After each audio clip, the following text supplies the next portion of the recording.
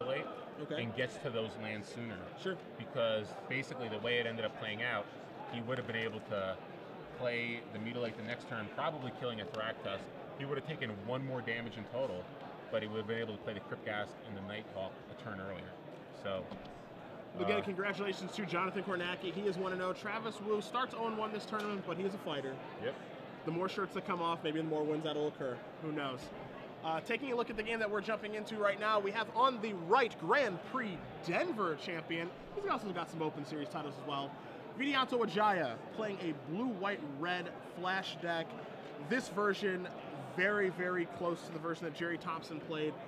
There are 2 different versions of this deck, the Jerry Thompson version and the Joel Swedish Kibler Larson version, and Vianto is choosing to play Jerry's version.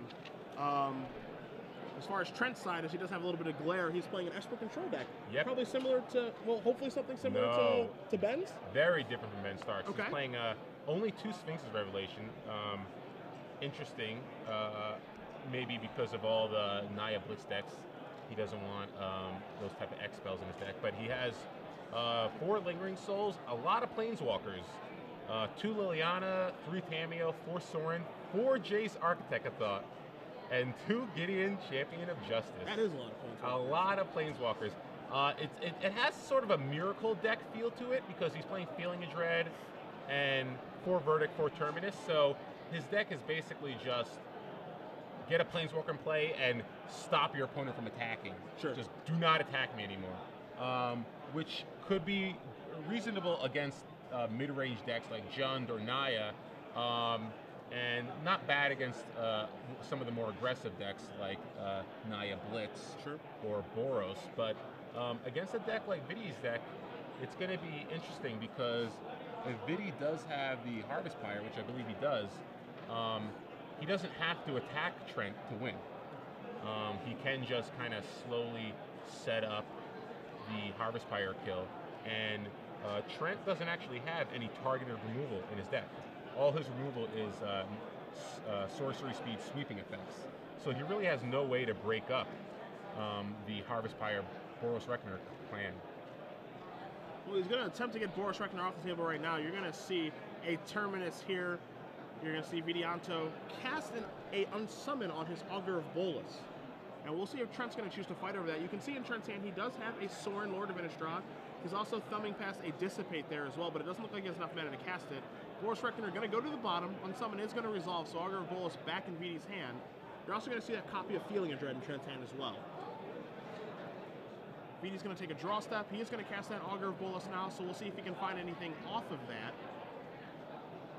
And again, Feeling of Dread, not ideal in this type of matchup, but, you know, it does the job if you have a Planeswalker in play. Trent just needs to get any Planeswalker in play in order to start doing things. But his hand's not bad. He's got Supreme Verdict in case Vidi's got another Boros Reckoner or a Geist or something like that. But we did see the Jace off of the Augur, so we know he's got at least 3 Jaces or at least 2 Jaces in his main deck now. Yeah, he does have 2. We are in game 3. 2 Jace Memory Adept in his sideboard for Vidi, and 1 did go to the bottom off that Augur of Bolas. Vidi is going to attempt to cast Snapcaster Mage. Dissipate is going to take care of that, and now you're going to see Sorin, the Lord of Innistrad, come into play. It's going to move up. Trent's going to make a Vampire token with Lifelink from Twilight, no less. Yeah, get out of here. Yeah, get that. Get out of here, Get Edward. that right out of here. There is no one on Team Edward in this building. How do you know that's Edward? I've seen every time. Yeah. Well, they're on Showtime all the time. Oh, are they? I've never been to the theater. Okay, so it looks like Trent at least finally has a Planeswalker in play. So step 1 of his deck doing what it does is in play. Now, Vidi tries to attack it. Might get a block here. Looks like we do. Yep. And Vidi has just maybe a Boros Reckoner. Card in his hand right now, he has a Boros Reckoner, and I believe the other card in his hand is a promo Supreme Verdict. Oh, wow. Okay, so, yeah, things can get out of control pretty quickly now if Vidi doesn't have a good answer. And that's always been the problem with Blue and White, is that you don't have a great answer to Planeswalkers. Boros Charm was actually a card that I really liked out of the sideboard for this deck, just because it's really good against control, because Planeswalkers have always been an issue, especially against a deck like Jund. You know, it helps you deal with a card like Garrick. Here, it would have helped you deal with Sorin a little earlier. Sure. But now, you know, once it's in play, VD has maybe, what, a Detention Sphere to deal with it? Yep. He can hope to get, you know, a Restoration Angel into play and start attacking it. The problem is we know Trent has a Feeling of Dread in his hand. So all he's going to do is just tap it down, and eventually Sorin will get to ultimate. What you guys are going to see here from VD on Trent's end stack, something that you should be very familiar with by now, is the Sphinx's Revelation. This one is going to be for 5. It's going to push VD up to 14, but more importantly, it's going to draw him 5 cards and get him back into this game. Well, normally I would agree with you. Unfortunately, 4 of those 5 cards were lands. Ah, yes. So he did draw a Restoration Angel, so he does have something. Oh, and there's a Geist. Geist, okay. So he drew a Geist. So that's something. Again, that'll be able to attack through a Feeling of Dread and go after. Oh, it looks like Trent did draw a Liliana, so it'll be interesting to see what happens here, because VD does have his Restoration Angel in his hand. Yeah, so he's got Resto. I don't think he has a counter spell. So if Trent shrinks Liliana to make VD sack a creature, does he play the Resto? That's a difficult decision here, because, you know, does he want to sacrifice the Restoration Angel, or does he want to keep the Geist? Exactly. Because, you know, by keeping the Geist in St. Traft, it is a 2/2. He can be able to jump in front of it with, you know, the Vampire tokens that Sorin presents, potentially double or triple block it. And then, you know, what good is that 4/4 Angel doing? It can finish off the Liliana, it can knock the Sorin down to 2. You know, which one is worth keeping? Yeah, it's tough, because there's really... Oh, and he's choosing to make the discard. That one's a little bit more surprising. That's interesting, because now he can actually kill the Liliana. Yep. If he chooses to. Yeah, what he can do here now on VD, what he can do here on his turn, assuming, you know, things stay the way that they are, is he can actually attack with the Geist, get into the Liliana, the blocks with the occur, Angel token, and then Restoration Angels the Geist to keep it. Yeah, so that's actually a reasonable plan here. I was surprised. I could have swore that Trent would have made VD sacrifice a creature, because VD just drew 5 cards. Yeah. Discarding a card is really not going to be that important here. Yeah, it's very, very, very likely he's going to have a land to discard. Oh wow! And he actually uses an emblem, so he can kill Sorin as well if he chooses to. It just looks like the Trent is just being very, very aggressive now, and now we're going to see Restoration Angel here from VD. So now VD's got a lot of options. You know, how do I want to go about blocking? You know, do I want to try to kill both Planeswalkers? We're going to see Feeling of Dread here, tap the Angel. So now that VD can't block with it, but I don't, you know, is that the best use of the first half of Feeling of Dread?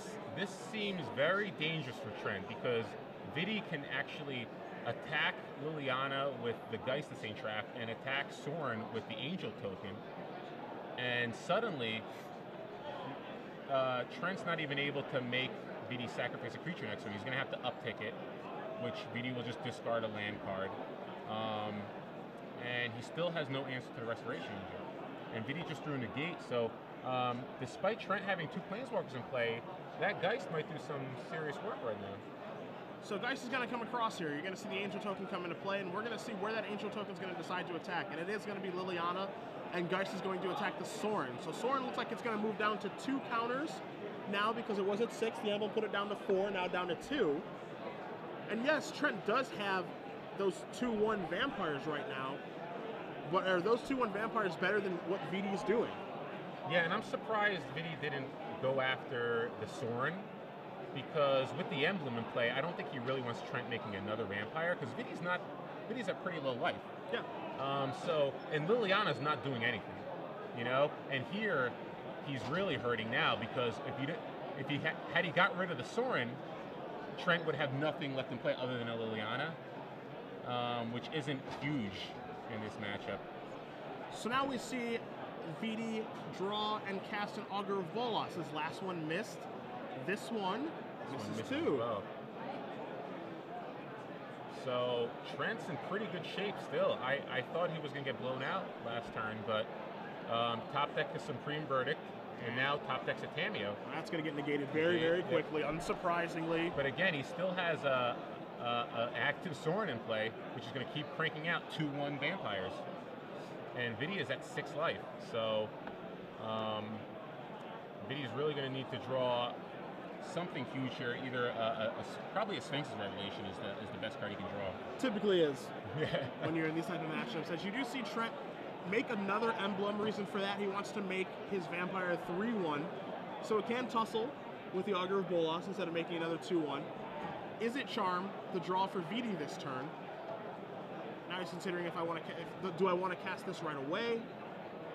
I only have one bad card in my, I only have one card left in my hand, so he's going to draw 2. You see a Glacial Fortress and a Mystery card drawn to go along with the island. I believe it's a Snapcaster. It is a Snapcaster Mage. So that's something. That'll give him another Sphinx Revelation. And now Snapcaster Mage on the main phase. Looks like he's digging for that Sphinx's Revelation. Yep. Yep. And wants to make sure it doesn't get countered. So this is going to be a draw 4 here for Vidi. Brings him back up to 7, I believe. And just so that you guys do know at home, this is turn 0 of extra turns. Turn 0, okay. So you see Trent's life total at 23. Yeah, it's gonna have to be a Boros Reckoner Harvest Pyre win for Vidi, I believe. The old Fireball. You see Vidi coming across, going to take care of Sorin. So now Sorin's gone, so now it makes you really question a couple things here from Trent's side, just Sorin management. You know, is it worth making those emblems versus, you know, just keep ticking it up, make it so that Vidi doesn't have a really hard time in dealing with this. But you do see that vampire come across here. Vidi did go up to 7, so he should move down to 4 from this attack. And Trent doesn't have a follow-up. So he does just pass the turn back. Vidi, turn 2 of extra turns. Gonna take a draw step. We'll see what he's found from that Sphinx's Revelation. Looks like a couple of lands. You do see a Geist of Saint trapped in there as well. He's gonna play a Clifftop Retreat. You see a counter. You see it is a Static Caster. Okay. So yeah, it doesn't look like Vidi's gonna have enough to win the game on extra turns. But you know, good news is I don't think Trent can really do anything now either.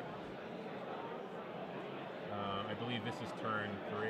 And this will be turn 3. This certainly does make it even more difficult for Vidi. As you do see a Terminus clear up everything here, and you see both players do shake hands. It is going to be a draw. Round 1 of 9. These players are moving to 0-0-1. Not the best place you want to be if you're a control deck. Yes. But